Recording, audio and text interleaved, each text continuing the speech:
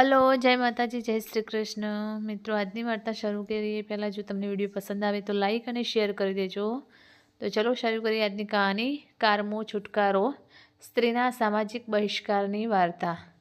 સમય કે સમાજ કોઈ પણ હો, સ્ત્રીએ પોતાના અસ્તિત્વને ટકાવી રાખવા ઝઝૂમવાનું જ રહે છે. સમાજે નક્કી કરેલા તમામ અલિખિત નીતિ નિયમોમાં તેણે બંધ રહેવાનું હોય છે, જેમાં તેણે પોતાના સ્વતંત્ર એવા કોઈ નિર્ણયો નથી લેવાના. આ હકીકત જેટલી કડવી એટલી જ વાસ્તવિક છે. સ્ત્રીએ ક્યારેક હુકમ તો ક્યારેક પ્રેમને વશ થઈને પણ સમાજના ધારાધોરણો પ્રમાણે જીવવાનું છે. આજકાલના કહેવાતા શિક્ષિત ઉચ્ચ વર્ગની પણ આ જ વર્ણવી વાસ્તવિકતા છે. જો સ્ત્રી સ્વતંત્ર થવા ઈચ્છે અથવા સ્વતંત્રપણે કોઈ નિર્ણય લે છે તો તેનો બહિષ્કાર કરવામાં આવે છે. પછી ભલે એ કોઈની ભલાઈ માટે હોય તો પણ સમાજ તેની સામે દિવાલ બનીને ઊભો રહી જાય છે. આ વાસ્તવિકતા આજે પણ અકબંધ છે. સ્ત્રી સૌથી વધુ સંવેદનશીલ હોય છે, પરંતુ ઘણીવાર તેની આ સંવેદનશીલતા જ તેને માટે ભારરૂપ બની જાય છે અને અંતે તેને ગુનેગાર ગણી સમાજના માળખામાંથી બહિષ્કૃત કરવામાં આવે છે. આવો બહિષ્કાર પણ સ્ત્રીએ સ્વીકારવાનો હોય છે.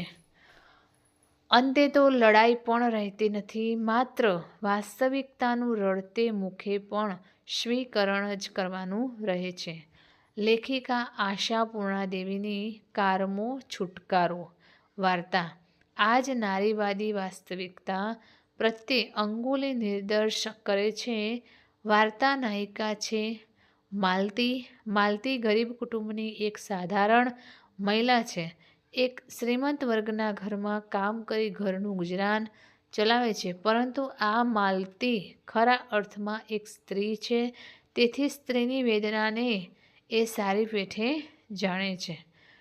ઘરના માલિકની દીકરીના સાસરિયાવાળા પુત્રની આશા સેવે છે અને જો એમ ન થાય તો સાસરિયામાં જ આવવા દેવાની ધમકી આપે છે. એ દીકરીને દીકરો અવતરે પણ છે, પણ સંજોગોવશાત તે મૃત્યુ પામે છે.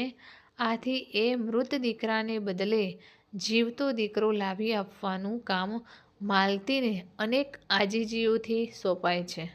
માલતી સ્ત્રી સહેજ સંવેદનાને કારણે તે કામ કરવા તૈયાર થાય છે.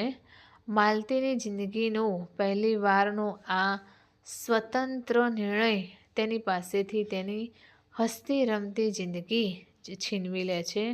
અહીંથી જ શરૂ થાય છે માલતીના જીવનની કરુણ કથા. ગામની કોઈ સ્ત્રી ભૂખમરાને દૂર કરવા દર વર્ષે એક બાળકને જન્મ આપે છે. માલતી તેની સાથે વાત કરે છે. એ બાઈ છોકરું આપવા રાજી થાય છે. માલતી તરત બાળકને લઈને રિક્ષામાં બેસે છે. પરંતુ માલિકના ઘરની પાસે આવતાં જ કોણ જાણે કેમ પણ ઝાડુવાળી અને કામવાળી બાઈઓમાં ઝઘડો થાય છે.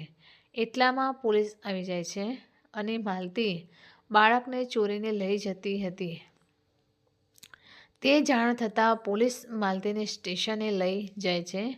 બાળકની ચોરીના ગુનામાં તેને 3 વર્ષની જેલ થાય છે. છતાં એક પણ વાર તે પોતાની જાતને નિર્દોષ સાબિત કરવાની કોશિશ નથી કરતી. સહેજ જ ગુનો સ્વીકારી લે છે, કારણ કે માલતી એક સ્ત્રી છે. તે ઉપરાંત તે એક મા છે. 3 વર્ષની જેલની સજા થયાની જાણ થતાં પતિ માલતીને મળવા આવે છે. પહેલા પુત્ર ગોપાલને સાથે લાવતો, પણ પછી એકલો આવવા માંડે છે ને પછી તો આવવાનું બંધ કરી દે છે. આ સાથે જ જાણે કે માલતીના જીવનમાંથી પણ વિદાય લેવા માંડે છે.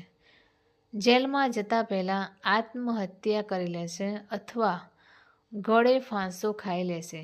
દોરડું નહીં મળે તો છેલ્લે આ સાડી તો અંગ પર છે જ એમ વિચારતી, છતાં ભવિષ્યમાં ફરી જીવી લેવાની ઈચ્છા રાખતી તે 3 વર્ષ જેલમાં જીવી ગયેલી માલતી અંતે છૂટે છે. પણ તેને લેવા કોઈ નથી આવતું. એની સાથે જ છૂટેલો એક અજાણ્યો કેદી તેને પૂછે છે કે કેમ માલતી છૂટી થઈ ગઈ.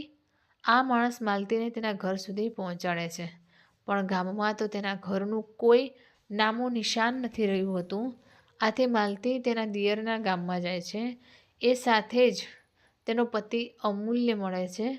ક્ષણવાર તો માલતી તેને ઓળખી પણ નથી શકતી.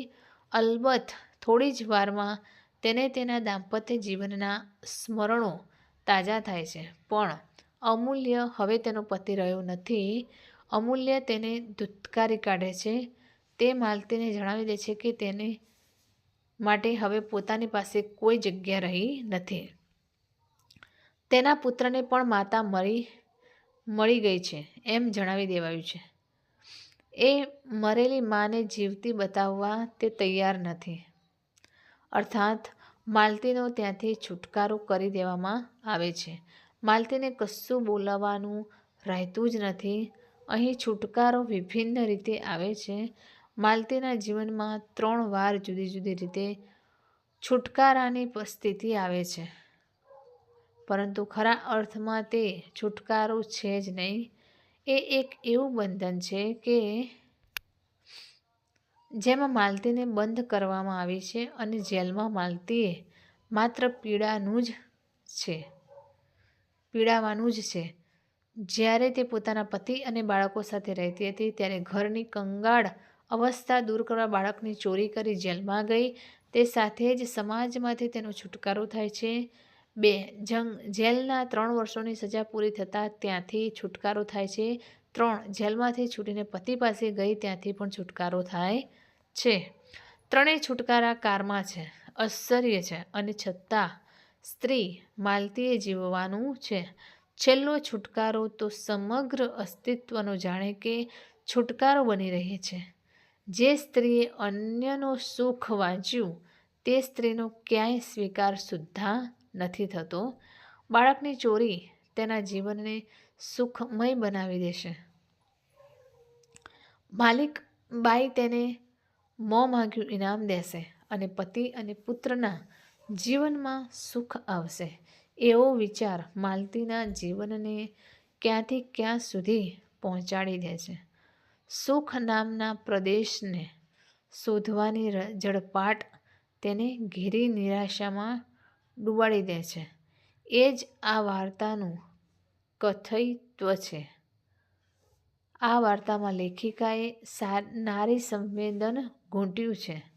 સમાજની જડ માનસિકતાઓમાં ઘેરાયેલી નારી પોતાના જ ઘર કુટુંબને સાચવવા માટે કોઈ કાર્ય કરે છે અને તેને જ ગુનેગાર ગણી લેવામાં આવે છે. જેના સુખ માટે માલતીએ જોખમ વહોર્યું હતું. તેમનામાં પણ સત્ય બોલવાની હિંમત નથી, છતાં સજા પૂરી કરીને એ જ ઘરમાં પાછી આવી ફરી ઘર સંભાળી લેવા તૈયાર થતી માલતીને તેનો પતિ પણ જાકારો આપે છે અને તેનો ગુનાની છાપ સાથે રઝળતી રખડતી છોડી મૂકવામાં આવે છે.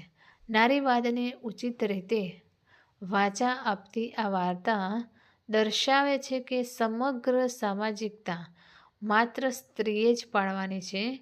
તેને એ ચોકઠામાં જ રહેવાનું છે. એ માત્ર એક રમકડું છે જેને સમાજ અને પુરુષ એમ 2 ચાવીઓ રમાડે છે. તેથી રમકડાને એક ચાવી કામ ન લાગે ત્યારે બીજી લાગે, એટલે કે રમકડું તૂટી જાય તો પણ ચાવીઓ તો સલામત જ રહે. આશાપૂર્ણા દેવી પોતે જ કહે છે કે હું જે જગત જાણું છું તેને જ વાર્તામાં ઉતારું છું અને એ હકીકત છે. બંગાળી જનજીવનમાં પતિ વિનાની પત્નીની કોઈ કિંમત નથી રહેતી. પતિ મૃત્યુ પામ્યો હોય કે પતિએ છુટ્ટી કરી હોય, એવી સ્ત્રીઓએ તમામ રીતે બહિષ્કૃત થવાની તૈયારી રાખવી પડે છે. માલતીની પણ આવી જ સ્થિતિ થાય છે. નિર્દોષ હોવા છતાં ગુનેગાર થઈને જીવવું પડે છે અને છતાં ક્યારેય પોતાની માલિકનું નામ પણ નથી લેતી. આ બાબતનું આલેખન કરી લેખિકા નારી ગૌરવ પણ શું પહેરે કરી આપે છે। તો મિત્રો આ કહાની તમને કેવી લાગી તે કોમેન્ટ કરીને જરૂર જણાવશો અને વિડીયો પસંદ આવ્યો હોય તો લાઈક અને શેર કરી દેજો અને ચેનલ ઉપર જો તમે નવા હોય તો ચેનલને સબસ્ક્રાઈબ કરી દેજો। ફરીથી મળીશું આવી જ એક નવી કહાની સાથે। ત્યાં સુધી નમસ્તે, જય માતાજી, જય શ્રી કૃષ્ણ, હર હર મહાદેવ। Thanks for watching.